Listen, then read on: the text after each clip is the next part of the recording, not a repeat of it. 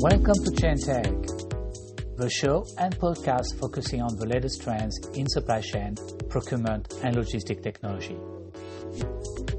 My name is Max Henry from the Global Supply Chain Council, and together with my co-host and special guest, we explore the personalities, startups, innovators, and industry players driving disruption in supply chain, from early stage to unicorns, and from cutting-edge technology to the people using it to help drive more innovative, agile, and resilient supply chain around the world.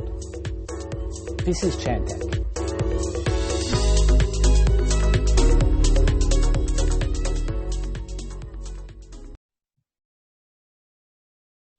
Hello everyone and welcome to another episode of Chain Tech. My name is Max Henry from the Global Supply Chain Council, and I'm joined today with my co-host Shandan Laxman. Hi Shandan, how are you? Hi, Max. Good to be here with you and also with the host participants here with Michael and Berkay. And I'm based in India. I'm a consultant of supply chain with various industry ties to threads. So would be very glad to join you with the discussion here. Over to you, Max. Thanks again for joining us on another episode of the show as we continue to host some of the most interesting Chain Tech founders and discuss the rapid rise of supply chain, logistic, and procurement technology across the APAC region, Europe, and North America. As we jump into today's conversation, I want to make sure that you are also aware of our Chain Tech platform that we recently launched at chaintech.net. And you can also find all the previous episodes of those interviews on chaintech.show. So today I'm joined by Berkay Adlim, who is the founder and CEO of Kamion, based in Turkey, together with Michael Friedman, who is an investor of Kamion, also based in China. So I'll let both of them introduce themselves. Yeah, so thanks. It's great being here. My name is Berkay. I've been working in operations intensive businesses since the age of 12.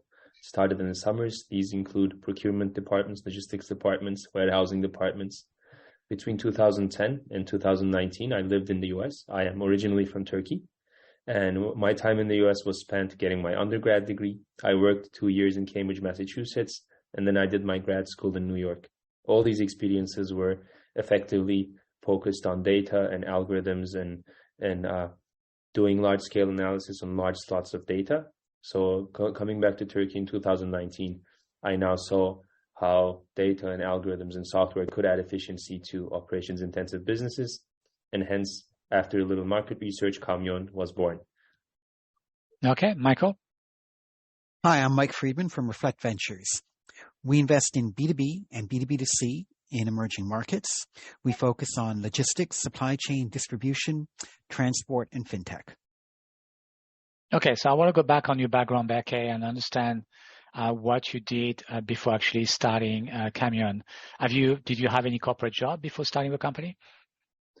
My only work experience was involved in a startup, and we were building a platform that was connecting. Just as Kamion is connecting truckers with loads, we were connecting data scientists with large companies, Fortune 50, Fortune 10, through a platform that we were building. So why did you get started with Kamion? What was the idea of starting with this company? So it was mostly a function of my own background through a young age, because I was really deeply involved with operations intensive business before even my professional life started. And I saw firsthand how logistics worked, how warehousing worked, how procurement worked. And through my time in US, I also learned how data and algorithms and software can add efficiency to industries.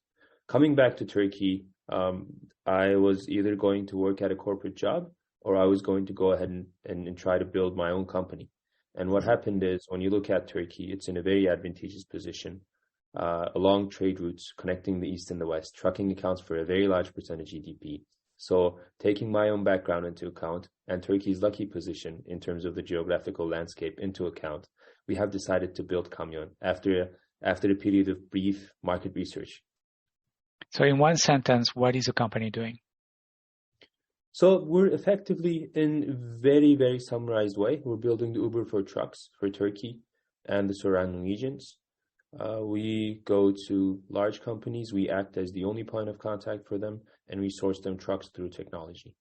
That's a very brief summary. And if you want me to, we can always dive deeper into exactly what we do. So what kind of problem are you solving with Kamion? So, well, traditionally, when you look at logistics operations, there's a lot of manual work involved, whether it be on the trucker side or whether it be on the company side. There's a lot of email, Excel, spreadsheets, and phone calls. And what we're doing is through our platform, we're trying to take all that data, put it in a structured manner so that we can have it in one place, analyze it, and add efficiency to both sides of the platform. We're effectively delegating what humans used to do, the manual things, to software so that humans can have free time to think about strategy and growth more efficiently. What are some of the biggest benefits that you see with a solution, especially when you are selling the solution to your? So if I understand well, your main customers are end user shippers, right? Yes.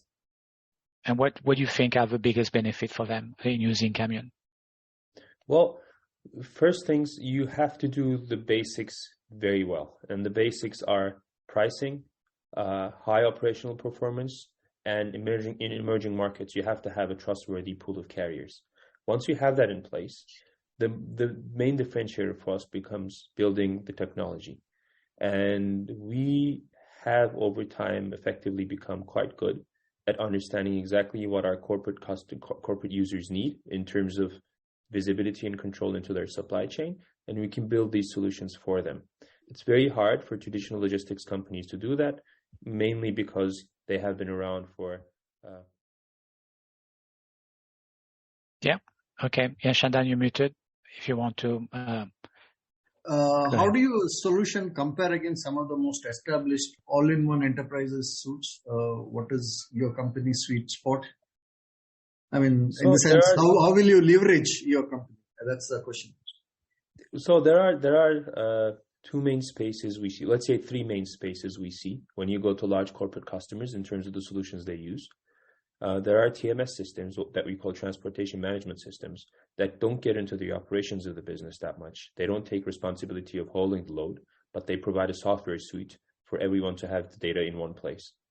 The second type of services is traditional logistics companies. They take responsibility of hauling the load, but they can't necessarily build the software.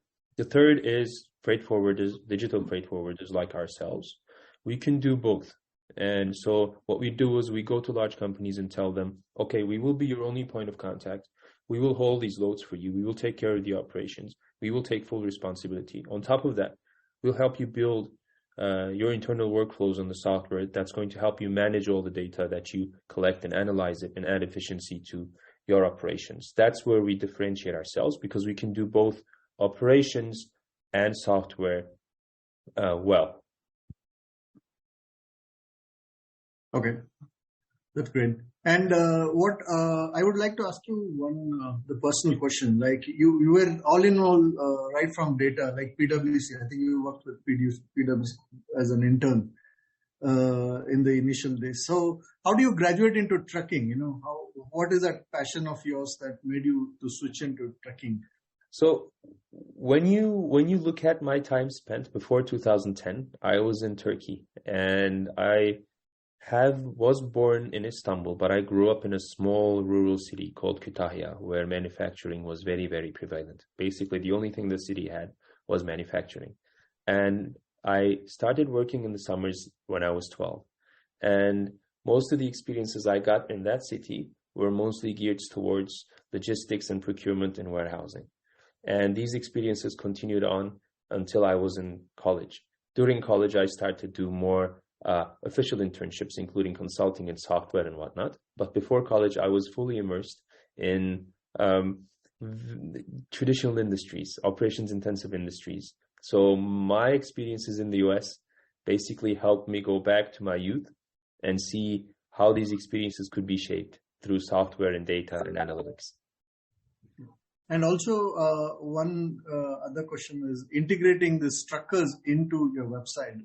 Don't you think that is the kind of work that is going to give you a lot of pain in the initial days, maybe? Because talking to these guys, they won't understand common language. So how do you deal with these guys? So first off, I think it's worth mentioning that we as a company are operating at what you call the edges of the internet. The internet has been prevalent since 1995. It's been with the consumers since then, but it is only now that it's starting to get to the pockets of the truckers. So we are lucky in that sense that we don't have to buy them phones and we don't have to give them tablets for them to be connected to the internet. So that's a plus for us. In terms of understanding how they operate as users of the internet, understanding their needs and catering to them, there is no one silver bullet. It's always a function of staying very close to your users, understanding what they need, and building the whole company backwards from there. So we have built, as Kamion, processes within the company that is going to help us do that efficiently and consistently. We stay very close to the truckers, we stay very close to the shippers, understand their needs, and cater our technology through what they tell us. And so it doesn't have to be a phone app that the truckers use. You can integrate with various GPS providers, or you can use phone calls as needed to collect the data. You can use the app to collect the data as needed. So that's how we view collecting the data that's going to make the whole supply chain visible. And over time, of course, as the user needs evolve and as their habits evolve, we have been seeing that they start to use our app much more effectively than they used to a year ago, 2 years ago. Okay. Berkay, before we move on other questions, I wanted to understand what the market that you're addressing in Turkey. Can you give us an idea of the market size for logistic, in comparison maybe with other countries around Turkey? Sure. And also the type of ecosystem that you are, dealing with in terms of number of tracking companies or shippers, So give us some numbers, yeah. Sure. So Turkey is Middle East and North Africa's largest economy, and trucking accounts for $36 billion of that economy. The whole logistics market is $73 billion. Half of that is trucking. 90% of all shipments via land is done by trucking. There are approximately 850,000 truckers. Trucking accounts for 5 to 6% of GDP, which is slightly larger than your average country's trucking percentage in GDP. That's mainly because of the geographic location that the Turkey is in. 95% of the whole trucking market is comprised of small fleets. These are fleets either with 1 truck or 10 trucks. And so there's a huge opportunity for aggregating all these trucks, making one big fleet out of them to serve shippers that need trucks. How about the 3PLs in Turkey? I guess you have the multinational, the foreign 3PLs operating, the big boys, but do you also have local transportation company which have quite a big fleet? Yeah, definitely. We have both. We have global players and local players, both of which are very large. They, on average, there isn't very healthy data on this, but what we have seen is, on average, 35 to 40% of all revenues come from the trucks they own. The rest is from freight forwarding. So because there are many trucks in Turkey that are independent, 3PLs have become used to working with other people's trucks than their own trucks, basically. Yeah. Yeah, Shandan. Where do you see, next 2 years growth, Berkay? Do you find the multiple of excess, or how do you state Turkey market as such in the trucking business? I'm very sorry. Can you please repeat the question? Can you elaborate on that? How big is Turkey market? If you consider that, and how you're going to grow in next 2 years? How do you see yourself growing in next 2 years? That's what I meant, actually. So effectively, we're a business that has what you call the flywheel effect. The more truckers on our platform, the more shippers. The more shippers on our platform, the more truckers. So the math tells you that you have to grow very big, and you have to become a market leader, at least locally first. That we are planning on doing in the next year or 1.5 years.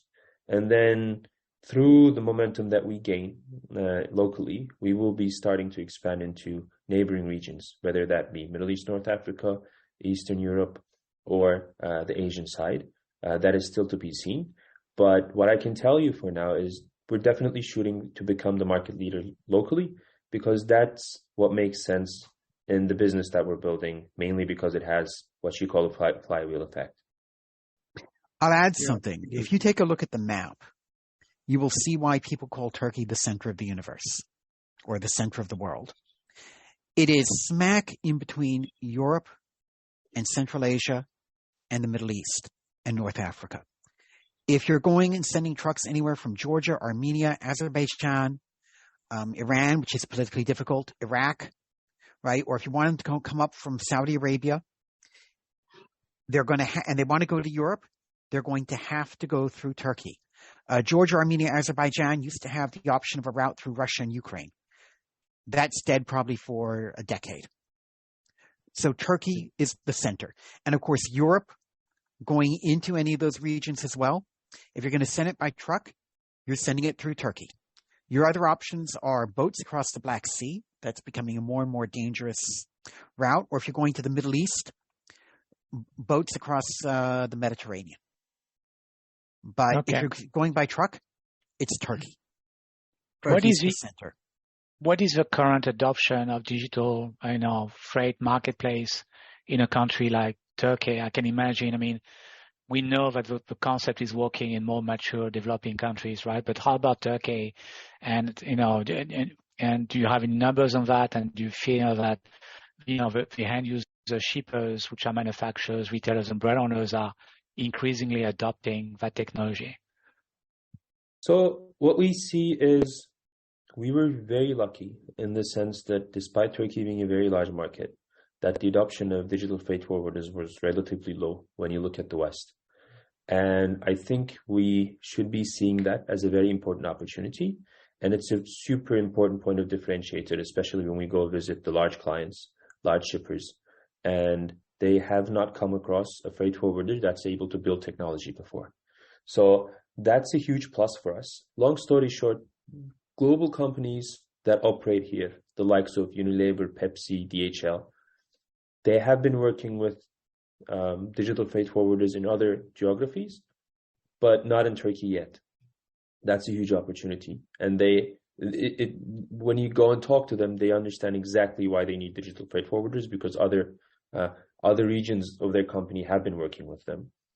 Besides the large global players, there are very large Turkish players as well in the shippers domain. And they too have not been yet exposed to digital freight forwarding. So Turkey is largely has not fully adopted the digital freight forwarding model, which I think is a huge opportunity, because what we see from our shipper visits is that they are ready to adopt the digital freight forwarding model. It's just that there hasn't been a company that has come across that could do that before. On our side, looking at this across emerging markets, we see that the model works in many markets that have less digital penetration than Turkey. You can look at Truck It In Pakistan, Trucker across the Middle East, AmiTruck in Nigeria and similar markets, Ila in Egypt, Trucklagby in Bangladesh. If they can work, it's going to be able to work in a place like Turkey. Yeah. And Berkay, can you integrate your software into any of these enterprise, like a SAP or any other data producer of the big company? Like in case if I want to integrate the tracking part of it into some of the system. So is it possible? Yes. It's something we are currently doing with especially our large global customers who use a TMS or who use an ERP. And it's a problem that we can easily solve. Yes, we can do that. Okay. That's a plus point, because the most of the big companies would like to work like that. They don't want to deviate from their existing system. They integrate their invoices into the transporter systems. Actually, 100%. I agree. Yeah. Yes. Just to go back on competition and the other companies operating in the space, what, so you mentioned, Michael, some well-known names in other countries. How about the international players, companies like Flexport and the others? Are they pushing into Turkey? Is this competition for you guys? So the companies in the West have their hands full, mostly. So they haven't been trying to penetrate the Turkish market yet. The main competition we see is from other countries in the region, Middle East and North Africa, some in Eastern Europe. But mainly when we go and visit the shippers and we talk to them and we survey them, we haven't yet come across one that is working with a digital freight forwarder. So that shows us that the penetration of global players, global digital freight forwarders, has not matured yet. And again, we try to see that as an advantage as much as we can, and we try to utilize that advantage when we still have time, because I don't think it's going to last forever. I think at some point they will decide and enter the Turkish market and compete. So this is a good time to be building a digital freight forwarding model in Turkey at the moment. Okay. Yeah, adding to that question, Max, I really wonder why the other competitors are not coming into Turkey, because based on what information it is available, it's a biggest market. I mean, in Europe, it's a biggest market. Is there any particular reason that these competitors are not coming so far? Because this is quite a topic that I would like to discuss. Yeah, that's a very good question. When you look at the European market, European market has a very unique advantage in the sense that when you start operating in one country, you're effectively operating in the majority of the countries in the European Union, because they have what you can cross borders without much hassle. And if you're a European player, trying to operate in other European countries is much different than trying to operate in a country that's not in the European Union. That requires you to build a muscle in terms of dealing with the regulators and dealing with the local dynamics. Going to the other companies that are operating in the region, Middle East and North Africa, or other parts of the world, the model we have is reasonably regulations heavy. It's not easy. You have to go to the government, you have to get your documents, you have to make sure you have everything in place before starting to operate in the country. And it is only then that you start to deal with local dynamics. And Turkey, in many ways, in terms of the local dynamics, can be seen as the China of the Middle East, because despite it being a very large market, it has historically been very hard to penetrate by global players. Two examples I'll give are eBay and Uber.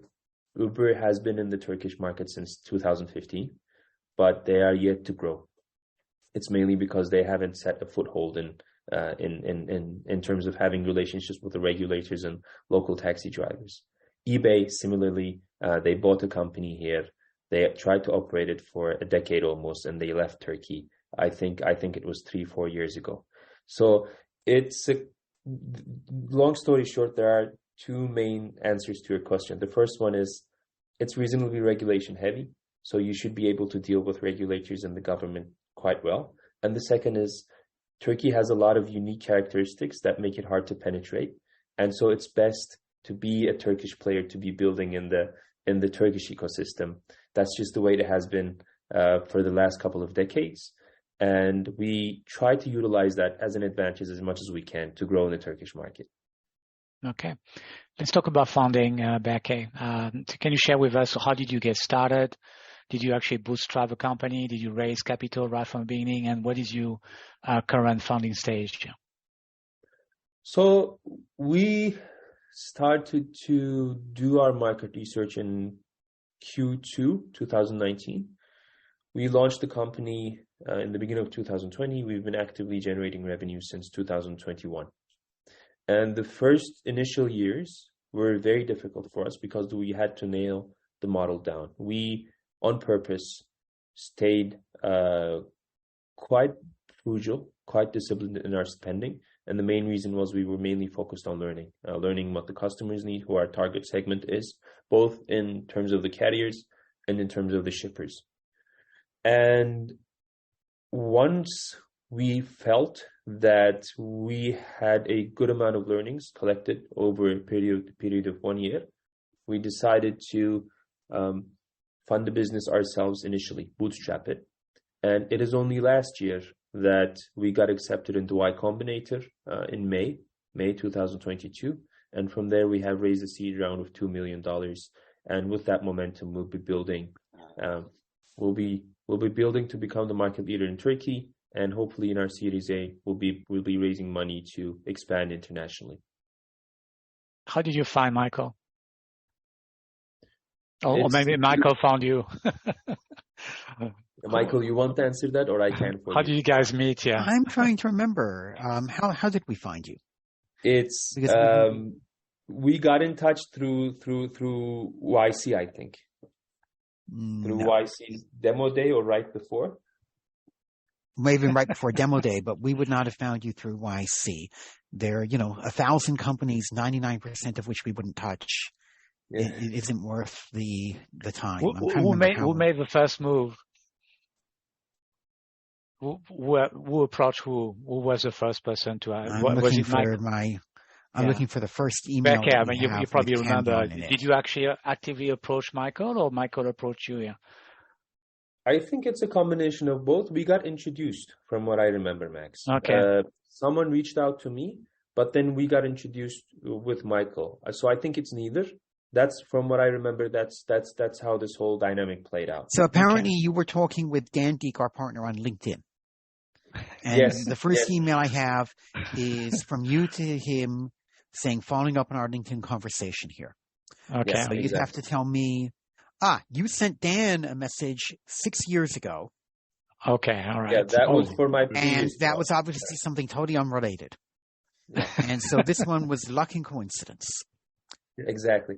But this is very much in the realm of what we invest in. We've also invested in Truckit in Pakistan, and which is full load, and Truckistan in Pakistan, which is less than full load.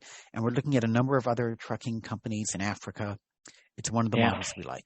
So what made Kamion exciting for you, Michael, when you start talking to Berkay, and what made you decide to invest in the company? Can I open up a parenthesis and add something real quick about Michael and his team? We through Y Combinator, we've had the good fortune of interacting with a lot of funds and a lot of investors who were potentially interested in the business. In terms of having a conversation with Michael and his team, I would say they were the most knowledgeable team in the area. The questions they asked and their understanding of the model was on par to none. So I just wanted to put that out there and make sure that we get recorded with me saying this. They have put together a very good team that has a deep understanding of the space. I am not closing. Thank you, Berkay. So on your side, Michael, what made you decide? That's basically the answer. There are some models that we have. We are a model-first investor. We find the models we like. We learn as much about them as we can. We talk to many different companies in that space, and we identify the ones that we think are the best to invest in. And Kamion was one of those that we decided was among the best. Okay. So by the time we talked to him, we talked to many companies in that space. Okay. Talking about model, so let's talk about revenue model maybe of Kamion. If you could share with us, Berkay, how do you make money? So we are a fully licensed freight brokerage shop. So what we do is we buy and sell the loads effectively. Now, let's say you are a shipper and I am Kamion. I will invoice you the whole amount of the loads that I'm holding. This could be weekly, daily. Some ask for monthly invoices, which is fine. And then after the operations is complete, the trucker, the carrier invoices their own services to Kamion. So Kamion makes revenue from the spread between these two. What I have bought from you and what I have sold. Sorry, what I have bought from the carrier and what I have sold to you. We make money from the spread effectively. Does that make sense? It makes sense. And that spread, I want to understand, because again, probably the shippers are used of working with traditional 3PL or I would say more traditional transportation company who already have been aggregating small truckers. So that spread would be much cheaper than the typical 3PL that they will have? Well, it started off like that. Now it is not. because as you establish yourself with your shippers and the geography in general, you don't want to keep on competing on prices forever. What you want to do is show them that you can build the technology, that you have high service levels, and that you operate with full transparency. And once people understand that, you get very good numbers in terms of shipper retention. That's what we've been seeing. Almost none of the large shippers that we have started working with since the day we were founded have left us. And that's a very important testament to our high service levels, to our ability in building technology, and to our company culture. So once you have that in place, you are effectively moving up the market, not having to compete with other 3PLs on prices as much as you used to. Doesn't mean that you don't ever do it. It just means that you now have a little bit more luxury on not competing on prices. I don't think we'll ever get to a place where we never compete on prices. I hope we do. But what we have seen is the amount of competition we see that's based on only pricing has been decreasing the more we operate. Yeah. Berkay, let's talk about your team and the strength of your company. And also, if you could give us some numbers, the sales numbers, if you are able to share in a percentage also, it's fine, actually. Sure. So we're right now a 16-person team, and almost, I would say, 45 to 50% of our team is comprised of product people. And we try to pick product people from people who have some sort of a mobility background one way or the other, whether it be fleet management software, whether it be food delivery or whatnot. In terms of the operations team, we try to work with people who have had at least 10 years of experience in logistics and who have experience in working with very large freight forwarders. And then we have a couple of different quote-unquote departments. They are too small to be departments, but I'll go ahead to call them departments anyway. We have a very strong marketing muscle. We have a very strong strategy team, and we have a very strong finance manager who helps us manage all the issues related to finance. So to summarize it, you have to do three things very good. One is building the technology. The second is understanding operations. And the third is having your finances in place. And so we have built the company around those three pillars very carefully and selecting the hires very competitively, basically.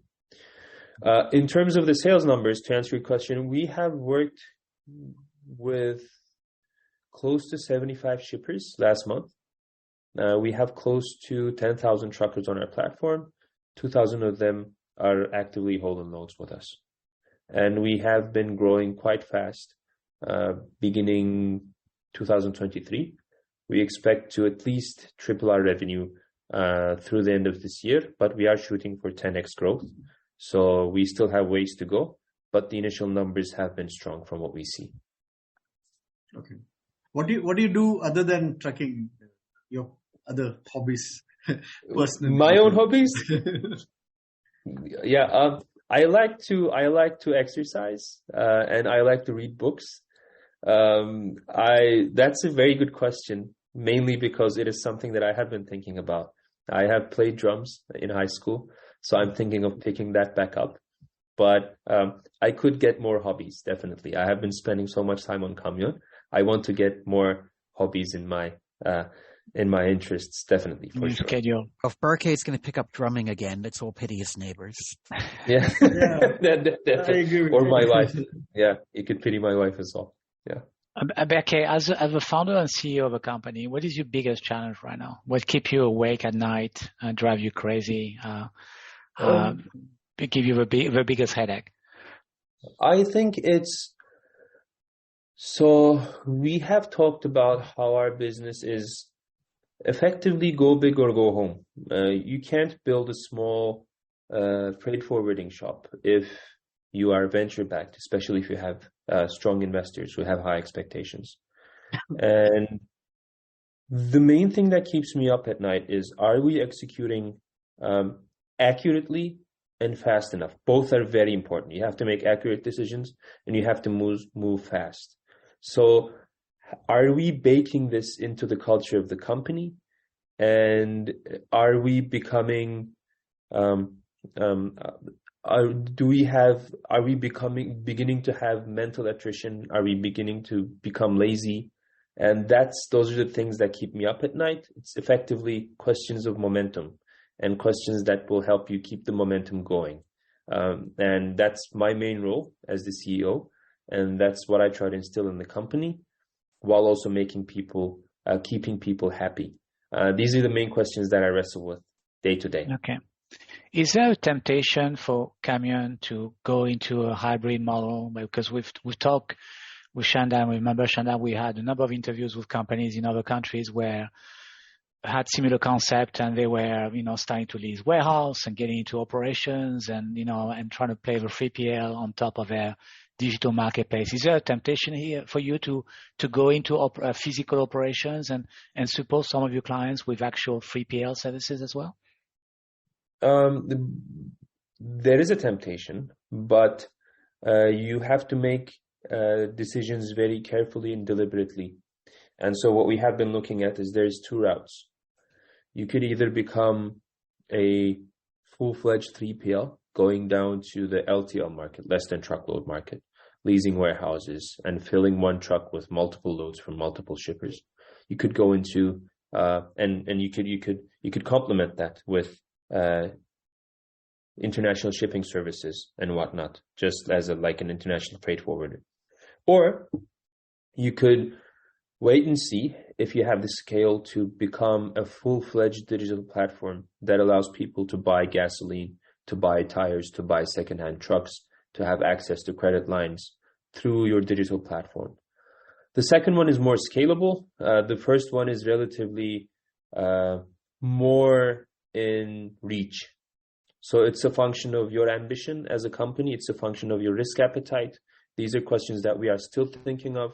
And long story short, to answer your question, yes, there's a temptation, but it is something that I want to deliberately think about for a while we're still scaling the platform, because I think it's an irreversible decision and you have to be very deliberate about it.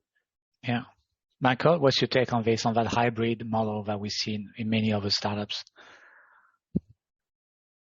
I think that to begin with, there is a huge amount to be done just in Kamion's core business. This is a huge, huge industry, and the focus should be on building it and building it profitably. What we see is that all of these companies become fintechs, and he should be moving in that direction with financing the transport, right? There's always a disconnect between when the shipper wants to pay and when the trucker wants to get paid. And providing credit facility into that's a big opportunity right there. And then providing other services that make you stickier and stickier, where the small trucker wants to stick with you and the shipper feels he needs to stick with you. If they go beyond that, I don't see any reason to go into less than full load. But what about B2B warehousing? Managing the warehousing side for people. We've got an investee in Pakistan that is doing that, and very successfully, with a number of big MNC customers, as well as all of the big Pakistan brands and B2B e-commerce companies. This is where I would be looking, rather than extending out into, let's finance trucks, right? I should take that back. Asset-based financing for trucks becomes a very interesting thing, because you can take the payment for the truck out of the payment that you owe to the trucker for his trips. Yeah. Now you're in a pole position to get repaid. It takes a lot of the risk out of it. It gives you an advantage that nobody else can. So you're building this ecosystem where other people effectively cannot compete. It becomes an unfair advantage. But you should be looking for extensions like that, not just, what else can we do in trucking? Yeah. This just wanted to ask you about environmental, like now we have carbon footprint and sustainability. So how, because most of the trucking guys now have to get involved with the carbon footprint, because that is going to be another norms that they're going to set in every country. So do you have, how are you going to go about on this topic? Yeah, I can go ahead and answer that if you want me to. Yeah. So I'll give you a number in 2018. This is 2018's data, and I don't think the data changed very much. But right now, let's assume that when I go out to a highway, and if I stop 100 trucks on a Turkish highway, approximately 37 of them are traveling without a load. They're empty. That has around, per my last calculations, up to billions of dollars in impact to the Turkish economy and to the environment as well. What we're doing is we're building a layer on top of these trucks that helps us collect data and see which one is traveling empty, what the status of each one is. Each 1% reduction you have in this number, the 36.6 is the exact number, gets you $370 million in revenue, and it also decreases carbon footprint. So through this way of thinking, through always measuring this and through measuring our effect on that number, I think we can do two things simultaneously. One, respect the environment, reduce the carbon footprint through filling up trucks more efficiently. Two, have higher levels of revenue. It's very rare that you have an opportunity like this as a company where you can shoot for higher revenues and decrease carbon footprints. And it's a problem that we think about consistently. And it's something that we have our eye on always. I can tell you that. And I think it's a very good question. And I think every company should be thinking of ways of reducing waste, whatever their industry is. Okay, Berkay, as we are near the end of this interview, I would like to get your advice. What kind of advice will you give to a founder or someone who wants to start a business, launch a startup, focusing, for example, on logistics or supply chain? What would be your one advice you will give him? So can I give two, Max? Yeah, you can give two. Okay. So the first one would be to ask the right questions. What I mean by that is you should be asking what a 10-star experience looks like for your customers, whether it be shippers or carriers, and build the company backwards from the answer to that question. And the second one would be think in terms of an or function instead of an and. In terms of an and function instead of an or function. What I mean by that is you should be able to walk and shoot gun at the same time. You should be able to move fast as a company and make accurate decisions at the same time. You should be able to work very hard and have fun at the same time. These shouldn't be mutually exclusive. And once you start realizing that, your whole view of approaching work changes, I think. Those would be my 2 cents on the question. Okay. All right. So I've got some quick questions for you just to wrap up again this episode. You can answer, Berkay, and also Michael, you're more than welcome to answer if you want. Cats or dogs? Cats. Same Michael? here. We have three. Window or aisle? Aisle. Aisle. One of your favorite movie you've seen recently? And one movie that comes up? Lord of the Rings trilogy. Okay, all right. That's a no movie. Michael? Well, you're going to laugh because I'm old school. So my last movie that I watched with my kids was for Christmas, my favorite Christmas movie, which was Die Hard. Right? Okay. The best Christmas movie ever made. All right. What's your favorite sandwich? Reuben. Okay, Michael? Oh, I'd say sausages with mustard. Okay. What's the most used app on your phone right now? The app that you always look at and use all day long? Oh, do we count email apps? We shouldn't count email apps, right? No email apps. Okay. Something. I would say funky. Calm, the meditation app, Calm. Oh, yeah. Well, okay. for me, it's Chrome. I mean, I'm sorry, Chrome. I'm living my life on the internet. You can't say Chrome. I don't think you can't say Chrome. No. Yeah. Something else than Chrome. Okay. Chrome is it's Chrome not is an app. fun. I mean, I live my life on Chrome, email, and LinkedIn. But Okay. there are All right. other apps. I didn't know that. Okay. What's your favorite tool to build your company right now? The software tool? Yeah, software tool, yeah. Slack. I would say Slack. We use Slack's APIs quite extensively.